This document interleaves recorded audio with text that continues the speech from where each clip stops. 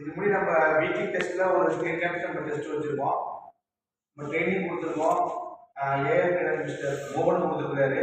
So even though நம்ம மக்களுக்கு அது இன்னும் தெளிவாக புரிய மாட்டேங்குது. நம்ம ஊருக்கு நம்ம எடுத்துக்கலாம்னு ஒரு ஐடியாவில் தான் நம்ம எடுக்க போகிறோம். இது ரொம்ப ஷார்ட்டாக இருக்கும். நீங்கள் திரும்ப திரும்ப அதை கேட்டு பாருங்க. அதே உங்கள் டவுட் இருந்ததுனால சொல்லுங்க, நம்ம பார்த்துக்கலாம். Okay, thank you. இப்போ முன்னாடி என்ன வண்டி இருந்ததுன்னு பார்ப்போம். அதுக்கப்புறம் இப்போ என்ன சேஞ்சுன்னு பார்ப்போம். நான் கேட்ட வரைக்கும் நிறைய பேர் என்ன பண்ணுறீங்க, நான் கேட்கறதுனால வேரியன்ஸ் வருதுன்னா முன்னாடி உள்ள வேரியன்ட் சொல்றீங்க, இப்போ உள்ள வேரியன்ட் சொல்றீங்க. ஸோ உங்களுக்கு எதை எப்படி சொல்றது ஒரு ஐடியா கிடைக்க மாட்டேங்குது. அதுக்காக நம்ம இதை பார்க்கலாம். ஃபர்ஸ்ட் முன்னாடி என்ன இருந்ததுன்னு பார்ப்போம். முன்னே என்ன இருந்துச்சு? i3 plus. இப்போ நான் என்ன பண்ணிட்டேன், i2 டிஸ்டர்ப் பண்ணவே இல்லை. ஃபர்ஸ்ட் என்ன i2 இருக்குதோ இப்பயும் அதே i2 தான் இருக்கு. அதனால நம்ம அதை டிஸ்டர்ப் பண்ணவே இல்லை. i2 தவிர என்ன இருந்துச்சு அதை மட்டும் பார்க்கலாம். i3 பிளஸ் இருந்துச்சு, i4 இருந்தது, அப்புறமா i5 இருந்தது. இது நம்ம எல்லாருக்குமே தெரியும். ஓ, இது என்ன ஸ்டெப்ன்றதை பார்த்துக்கலாமா? நான் GW ஸ்டார்ட் பண்றேன். GW i3 பிளஸ் எவ்வளவு? 2990. i4 3490. i5 3800. இதெல்லாமே வந்து GVW கிராஸ் வெஹிக்கிள் வெயிட் போட்டிருக்கோம். இது life tax, on road tax. On road டாக்ஸ்ல ஹையஸ்ட் பேரோட தான் நம்ம இந்த 3 வண்டி முன்னாடி வச்சிருந்தோம். ஓகே, GWக்கு அப்புறமா இதோட பேரோட பார்க்கலாமா? பேரோடு 1350, 1850,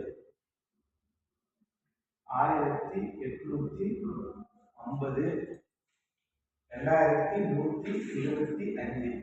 இதுலயே வந்து SCR LND ரெண்டு வேரியன்ட் வரும். இது வந்து LND ஓட வேரியன்ட். In case SCR இருந்துச்சுனாக்கா 1325 SCR. அதே போல இது LND. SCR னா 1825. என்ன பண்ணிருக்கோம் அப்படின்னா 9 கிலோ அந்த டேங்கோட வெயிட். டேங்க் கெப்பாசிட்டி வந்துட்டு 16 லிட்டர். ஸோ 9 பிளஸ் 16 சேர்த்தினாக்கா 25 வரும். நம்ம SCR போடுறப்போ 25 கிலோ ஆல்ரெடி கெர்போ வெயிட்ல ஆறாயிட்டதுனால பேரோட கம்மியாக இருக்கு. SCR இல்லைனாக்கா 1350 வரும். SCR ன்றப்போ 25 kg வந்து குறையும். ரீசன்னா எங்கே சொன்னது மாதிரி 9 கிலோ வந்து டேங்கோட வெயிட், 14 லிட்டர் வந்துட்டு அந்த டெஃபரோட வெயிட். ஸோ ரெண்டு வண்டிக்குமே 25 kg வந்து கம்மியாகும் SCR போனோம்னா. இது ஆல்ரெடி இருந்தது. அடுத்தது ரோட் பாடி பார்த்துக்கலாம். ரோட் பாடியை பொறுத்த வரைக்கும் லென்த் 9.8, வித் 5.9, ஹைட் 1.7. ஸோ இதே ஸ்பெக் தான் இங்கே வருது. இதுதான் நான் திரும்ப எழுதுகிறேன். Length 9.8, width 5.9, height 1.7. again length 9.8, width 5.9, height 1.7. ஓகேங்களா? ஸோ உங்களுக்கு GW போட்டாச்சு, பேரோடு போட்டாச்சு, எக்கு போட்டாச்சு. அடுத்தது சஸ்பென்ஷன் போடுறாங்க. சஸ்பென்ஷன்ல ஃப்ரண்ட் போடுறேன், இங்கே ரியர் போடுறேன். ஃப்ரண்ட்ல என்ன வருது? 3 வரும், இங்க 6 வரும். 3, 6, 3, 6. இது எந்த மாற்றம் இல்லை. 3 வண்டிக்கும் ஒரே இதாக வருது. லோடு கிளியரன்ஸ்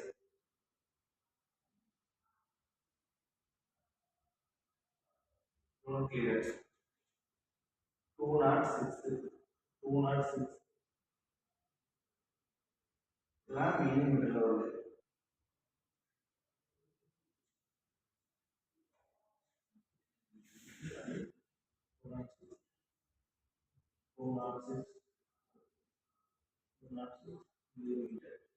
ஓகே, இது பழசு இருந்தது. இப்போ என்ன சேஞ்சஸ் அப்படின்னு பார்த்துக்கலாமா? கஸ்டமரோட ஃபீட்பேக்கு i5 நல்ல வண்டின்னு சொல்றாங்க, i4 வந்துட்டு வண்டி ஃபெயிலியர் மாடலே நல்லா இல்லை அப்படின்றாரு. நீங்க பாருங்க என்ன மாடல் இருக்கு, ஜிபிடபிள்யூ கண்ணுக்கு தெரியுமானா தெரியாது, பேப்பர்ல மட்டும்தான் இருக்கு. பேரோட கண்ணுக்கு தெரியுமானா கண்ணுக்கு தெரியாது, பேப்பர்ல தான் இருக்கு. மற்றபடி கண்ணுக்கு தெரிஞ்சதுல நீளம், அகலம், உயரம் ஏதாவது மாற்றம் இருக்கா? i3 பிளஸ், i4, i5 கிடையாது. சஸ்பென்ஷன் பார்க்கலாம், பட்டை முன்னாடி பின்னாடி பார்க்க முடியும், முன்னாடி 3 வருது, பின்னாடி 6 வருது, இது நல்லா பார்க்க முடியும். இது எந்த மாற்றமும் இல்லை. அப்போ எல்லாமே ஒரே வண்டி தான். நான் பவர் டார்க் போட்டுறேன். Power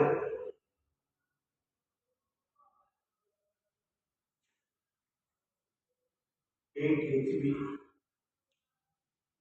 at the rate of 3300 RPM கிடைக்குது. ஸோ இதே தான் இங்கேயும் திரும்ப எழுதிடுறேன். 8 HP rate of 3300 RPM, 8 HP rate of 3300 RPM. இப்போ எல்லாம் கால் போட்டுறேன்.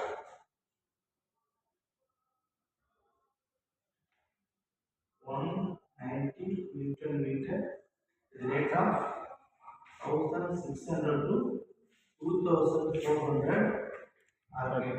சரிதான், V1 V1. ஓகே, அப்போ இது எந்த மாற்றமும் இல்லை.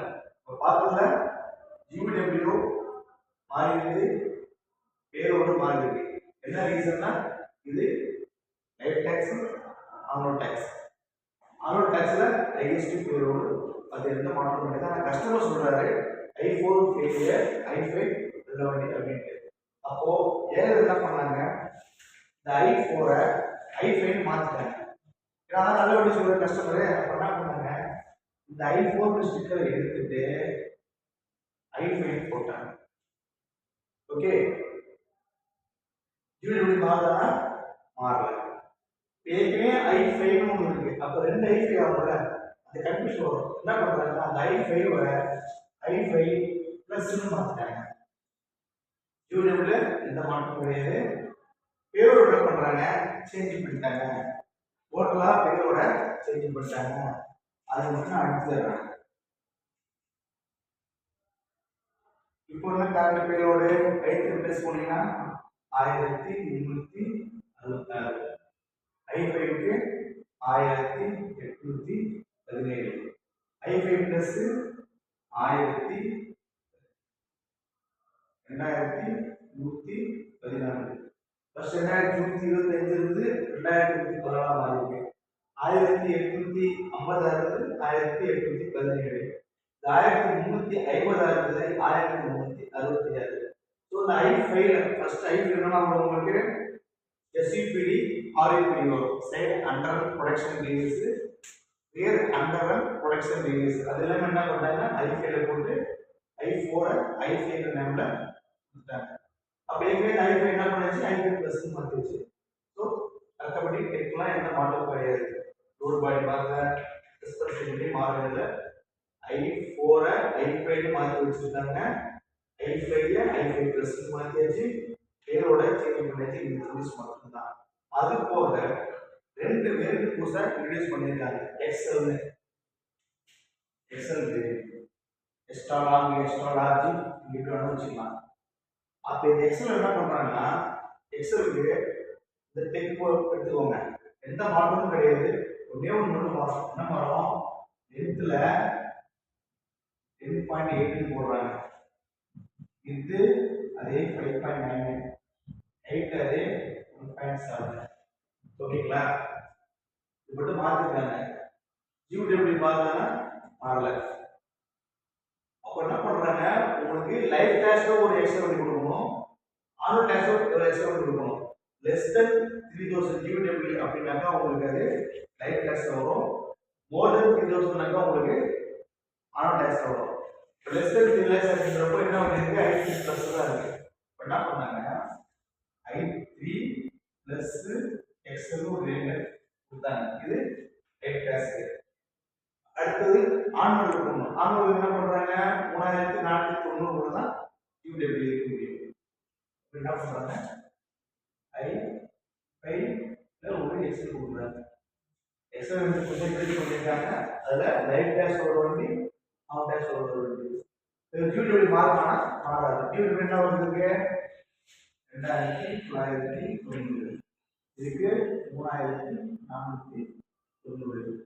பேரோட வந்து மாறணும். ஸோ இப்போ ஆல்ரெடி நம்ம என்ன பண்ணிட்டோம் டெக்ல ஒரு அடி லென்த்து பண்ணிட்டோம். ஸோ ஒரு அடி லென்த்து பண்ணிட்டோம்னா ஆல்ரெடி உங்களுக்கு எறும்பு வெயிட்டு ஜாஸ்தி ஆகிடுது. 9 வயது தொட்டி இருக்கு, அது எக்ஸ்ட்ரா ஒரு வெயிட் இருக்கும். 10 வயது தொட்டி இருக்கிறப்போ ஆட்டோமேட்டிக்காக 1 கிலோ ஆட் ஆகிறப்போ அந்த 1 கிலோ சுற்றி இரும்பு வெயிட்லாம் கூடுங்களா? அப்போ எறும்பு வெயிட்டு ஜாஸ்தி ஆகிடுது.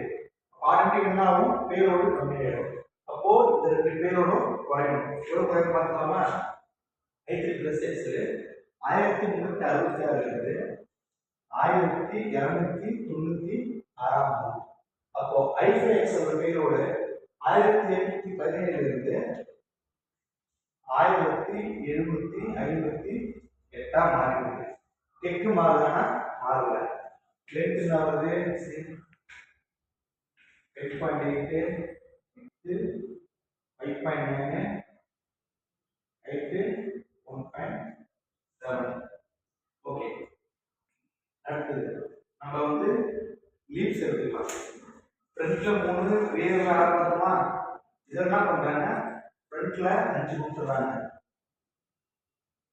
இங்கே 5 வந்துடும், இங்கே 5 வந்துடும். ரியர்ல 8 கொடுத்துறாங்க. ஓகே, மற்றபடி லோட் கிளியரன்ஸ் இப்போ 2 பட்டை மேலே ஏற்றிட்டாங்க. 2 பட்டை மேலே ஏற்றினா வண்டியோட ஹைட்டும் மேலே போயிடும்.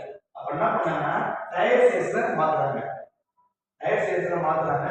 டயர் வந்து 7 இன்ச் டயருக்கு பதிலாக 215/75 R15 டயர் வந்து கொடுத்துறாங்க. இந்த 215க்கும் 7 டயர் டிஃபரெண்ட் பார்த்தீங்கன்னா 215 டயர் வந்துட்டு உங்களுக்கு 8 PR வரும். 70 டயர் வந்து 12 PR வரும். ஸோ 12 PR ரொம்ப ஹைட்டான டயர் போட்டாங்க. இப்போ ஹைட் கம்மியான டயர் போட்டாங்க. ப்ளஸ் இந்த பட்டை ஏற்றிட்டாங்க. என்ன ஆகுதுனாக்கா இந்த லோட் கிளியரன்ஸ் மட்டும் கம்மியாயிடுது. 206 இருந்து 193 mm மாறிடுது. 193 mm மாறிடுது. பவரும் டார்க்கும் சேம், டார்க்கும் சேம். அதில் எந்த மாற்றமும் கிடையாது. ஓகேங்களா? டயர் பார்த்தலாம். டயர்ல I3 plus I5 plus இது மூணுத்துக்கும் டயர் சைஸ் பார்த்தீங்கன்னா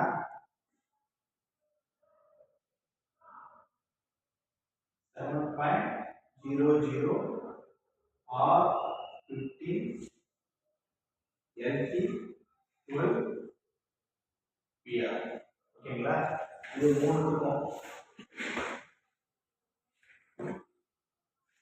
மூணுத்துக்குமான டயர் சைஸ் வந்து இந்த எடுத்துறாங்க. ஓகேங்களா? 7 இன்ச் வந்து டயருடைய வித் 7 inches இருக்கு. இது எம்எம்ல மாத்தினாக்கா ஆல்மோஸ்ட் ஒரு 178 வரும். 6 வந்து ரேடியல் கன்ஸ்ட்ரக்ஷன் ரேடியல் மெத்தட்ல செய்யப்பட்ட டயர். 15 வந்து இப்போ டயர் ஃபிட் பண்ற ரிம் வந்து ரிம்முடைய டயாமீட்டர் இது வந்து இன்ச்சில் இருக்கு. எல்டி மிக்ஸ் லைட் இருக்கு. 12 PR அப்படின்னா டயர் வந்து முழுக்கே தான் வரும். அதுல வந்து ஒரு லேயர் போட்டாங்கன்னா ஒரு PR. அதே மாதிரி 12 லேயர் போட்டிருப்பாங்க. அதான் 12 PR. இந்த மூணுத்துக்கும் இந்த லேயர் சைஸ் வருது.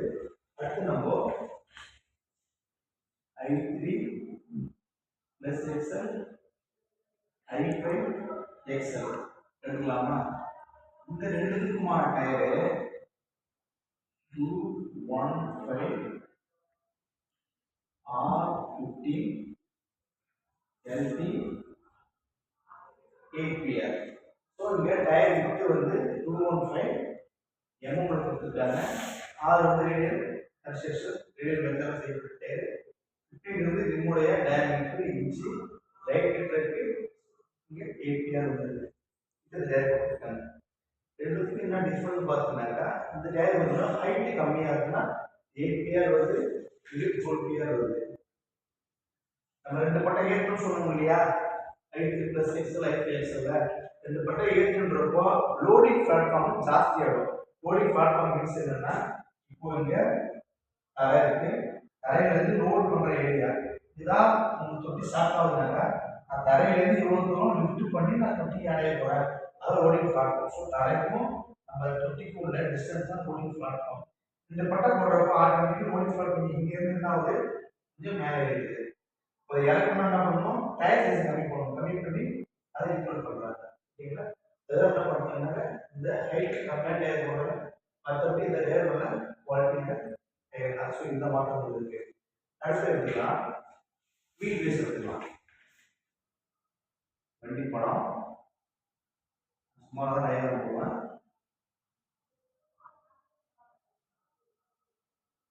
எடுத்துக்கலாம்.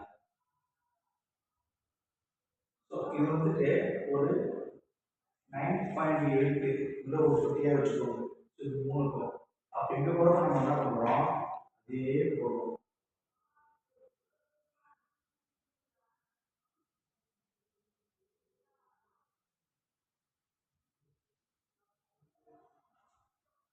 இது வந்து 10.8.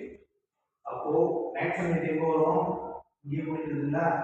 அப்போ 10.8 பண்ணாவது ஒரு அடி தொட்டியோட லென்த் வந்து அதிகமாக இருக்குது. கரெக்டா, வீல் பேஸ். ஸோ இந்த வீலுக்கும் இந்த வீலுக்கும் உள்ள டிஸ்டன்ஸ் சொல்லுவேன், இதுதான் வந்து வீல் பேஸ். வீல் பேஸ் இங்கே என்ன இருக்குனாக்கா இந்த 3 வண்டிக்கும் 2590. ஸோ இங்கே என்ன வருதுனாக்கா இதே வீல் ஃபிட் பண்ண முடியாது, அப்போ உங்களுக்கு பேலன்ஸ் கிடைக்காது. அப்போ இந்த வீல் என்ன பண்ணணும், இங்கே தள்ளி வைக்கணும். அப்போ இதோட வீல் பேஸ் என்னது, ஸோ இதுதான் இந்த வண்டியினுடைய வீல் பேஸ். இது என்ன ஆகுதுனாக்கா 2590 ஜாஸ்தியாக இருக்கும், 2740 எம். ஸோ இந்த மாற்றம் வந்து படாதோஸ் i3 + i5 i5 +க்கும் i3 + x i5 x-க்கும் இந்த மாற்றமும் இது மட்டும்தான் இப்போ இருக்குது. ஓகே, அதுக்கு அடுத்த ஒரு ரேட் வந்துருக்கு i6 அப்படின்ட்டு. என்ன வரும் உங்களுக்கு கெஸ் பண்ண முடியுதா? கொஞ்சம் பேர் கெஸ் பண்ணியிருப்பீங்க, கொஞ்சம் பேர் கெஸ் பண்ணிருக்க மாட்டீங்க. ஸோ கெஸ் பண்ணவங்களுக்கு தேங்க்யூ, அதையும் சொல்லிடுறேன். வேகமே பார்த்தோம் இல்லையா, i3 + xl i5 xl. இது வந்து தொட்டி சைஸ் 10 படி தொட்டி, பெரிய தொட்டி. ஸோ பெரிய தொட்டின்றப்ப கஸ்டமர் வந்து என்ன பண்ணுவாங்கன்னாக்கா கேட்க மாட்டாங்க, ஜாஸ்தி லோடு தான் போடுவாங்க. இதோட ஆப்ரேஷன் பேலோடு 1297. இதோட ஆப்ரேஷன் பேலோடு 1758. இருந்தால் கூட தொட்டி சைஸ் பெருசுன்றப்போ ஆட்டோமேட்டிக்காக அவங்க ஜாஸ்தியாக தான் போட போகிறாங்க. அப்போ என்ன பண்ணாங்க, அதை அதிகமான பேரோட ஆத்தரைசேஷன் கொடுத்துருந்தாங்க. என்ன பண்ணாங்கன்னா ஏற்கனவே பார்த்துருக்கோம் இல்லையா, இந்த i3 + ஸ்பெக்ஸ் என்னன்னா டயர் சைஸாக இருக்கட்டும், ரோல் பீரியட்ஸ் 193 இருக்கட்டும், பவர் டார்க் வீல் பேஸ், இது எந்த மாற்றமும் பண்ணாமல் பேப்பர் வந்து என்ன பண்ணாங்க, GBW பேரோடும் மாற்றிட்டாங்க. 56 GBW பார்த்துக்கலாமா, GBW 4100 பேரோடு